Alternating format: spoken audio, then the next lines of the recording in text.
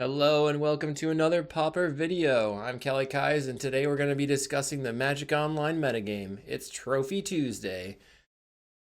This video is brought to us by cardmarket.com, which is Europe's largest Magic the Gathering seller. You can check out that site and get your new battle box all set up with the sweetest decks from the Magic Online leagues. If you want to support this, make sure to like and subscribe. Check out my Patreon, which is patreon.com/kalikaiz, where I have sideboard guides for the decks that I'm good at. And check out Pondering Pauper, which is all linked in the description below. Pondering Pauper is the podcast that I've been putting out weekly. So let's get into the metagame. For this week, we had mostly Glitter's Affinity still. That still maintains as being the top dog, but it's only at 11.4%, so not really as extreme as we thought it was going to be previously. That's pretty nice to see, and we're seeing a rise in Boros Synth. So I think that Boros Synth is helping to push down Glitter's Affinity, although some Boros Synth players are playing Glitters in their own deck.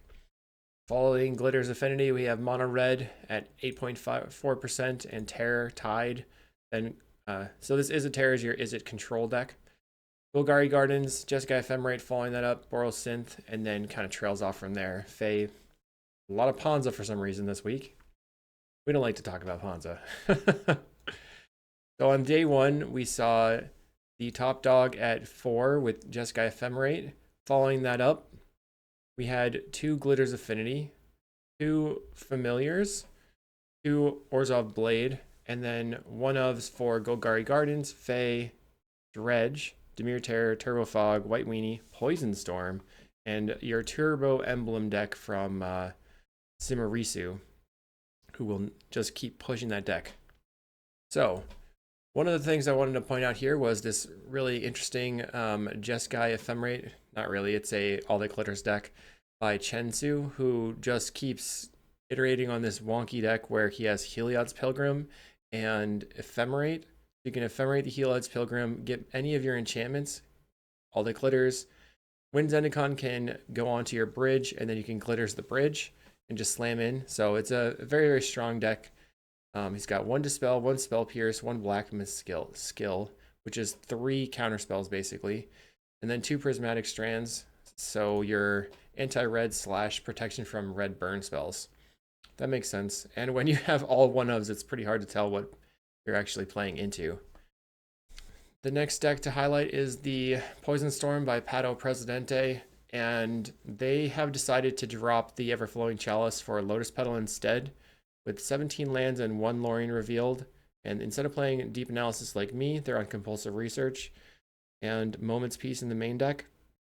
So their plan is more to be speed out into a grindy game, which is kind of interesting. Like, they're not planning on doing things quickly, but they want to make sure that they have Moment's Peace up really fast, so they have all these cards for their colored sources. Healer of the Glade makes an appearance in the sideboard. That's a tech that Walls had used in the past. Nile Spellbomb. I don't really understand why they have playing those, but it'll be interesting to see how they keep doing. And then we have 2 Pestilences, but these are actually the Orzhov Blade with 3 Pestilence in the main deck.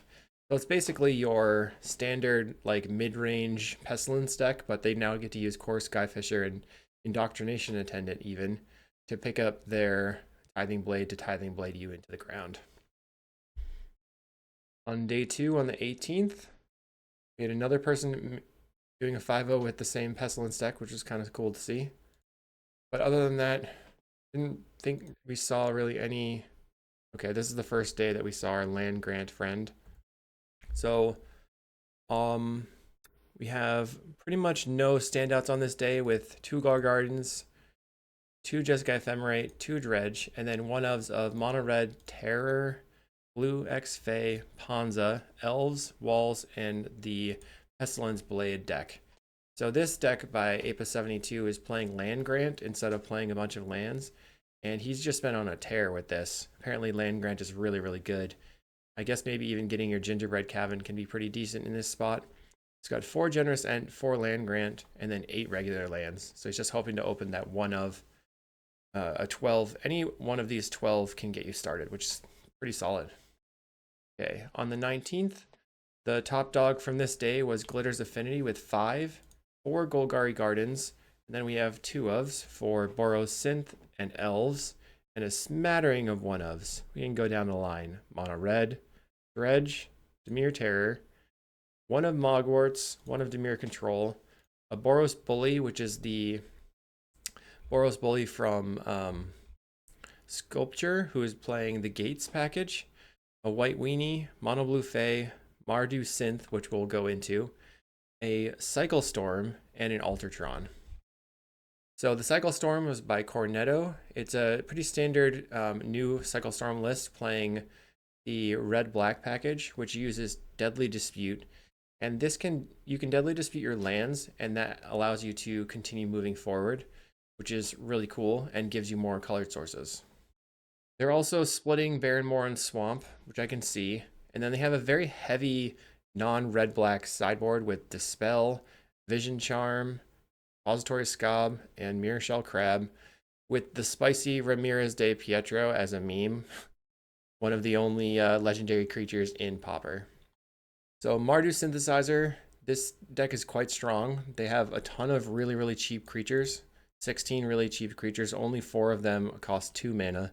And they have 8 1-mana interaction. Experimental Synthesizer, Lembas, and Tithing Blade. Tithing Blade is really, really good with Glinthawk Skyfisher.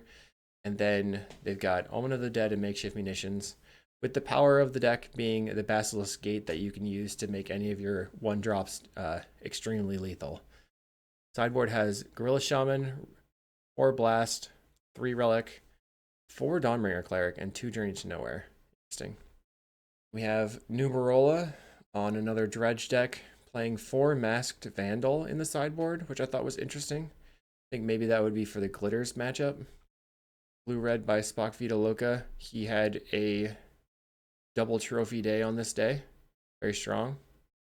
Moving on to the 20th. All right, on the 20th, we've got 4 Glitters Affinity decks and then 4 Boros Synth decks, 2 of which were playing all the Glitters and 2 were just playing regular Boros Synth. And then 1 of 3 Blue X Fae. Your 2 of decks are Cogate and Jeskai Ephemerate. And then 1 of being Mono Red is a Terror. Dredge again, Familiars, Elves, Mogwarts again, Boros Bully again from Sculpture, Rakdos, Madness, Burn, and this Esper Ephemerate deck that is really wild by NMT Lancontea. And they're playing this Gates package with Archaeomancer, Counterspell, Muldrifter, Sacred Cat for life gain, Omen of the Dead to pick your creatures back up instead of something like Reap in the Graves, Omen of the Sea. They can Tithing Blade, and they do have Ghostly Flicker in here, so they can flicker their Tithing Blades or flicker their Omen of the Seas, or they can Ephemerate their Core Skyfisher to pick up the Tithing Blade. It's pretty wild. This is one of those decks that I probably want to try out for a video and will likely also get creamed. That was the spiciest thing from that day. Here on the 21st, we have 4 Mono Red, and then pretty much flat from there with 2 Gardens and 1 of Terror, Jeskai Ephemerate, Boros Synth, Blue Fae, Turbo Fog, Dimir Control, the Boros Bully again, and this really cool Grixis Control deck, which is basically the same as the Blue-Red Control deck, but they get to play Snuff Out and Thorn of the Black Rose. So Thorn of the Black Rose doesn't get blasted by Blue Blast or Red Blast like the other Monarch creatures would.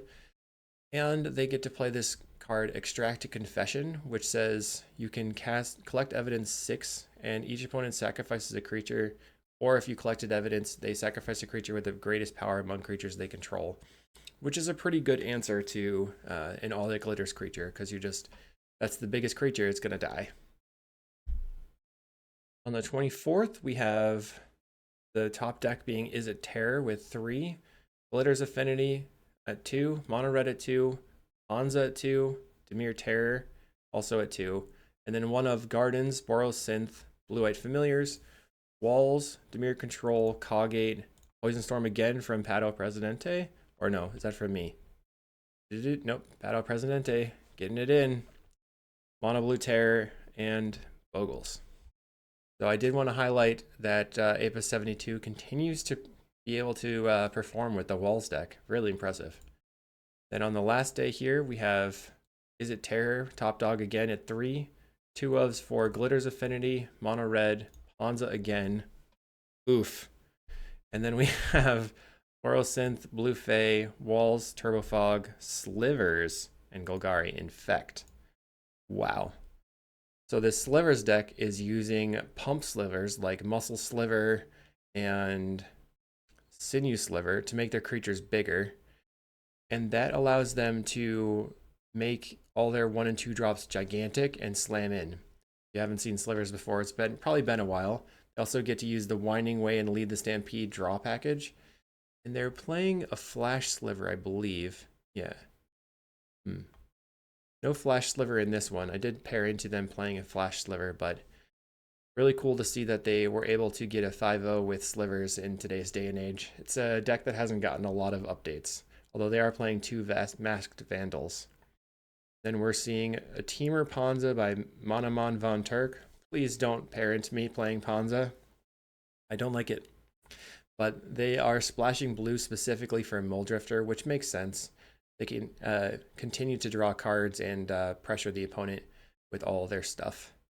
And here's a black-green Infect from Zodiac. Choosing to play Plague Stinger, which cannot be snuff-outed, which can matter, and it also has flying. And they are playing a bunch of random stuff. 3 Duress, 1 Snuff-Out. The Embiggen is one of the newer cards from the Unfinity set. Otherwise, it's pretty cool to see. I'm not sure I'm brave enough to bring Infect into the league, though. So that is our video for this week, and I hope that you enjoyed. Pauper is looking a little bit more healthy, though Glitters and Affinities seem to just be the best thing to be doing regardless. If you liked it, let me know what you thought about it, and leave me a comment. Be happy to hear from you. Hopefully you enjoyed, and we'll see you in the next video.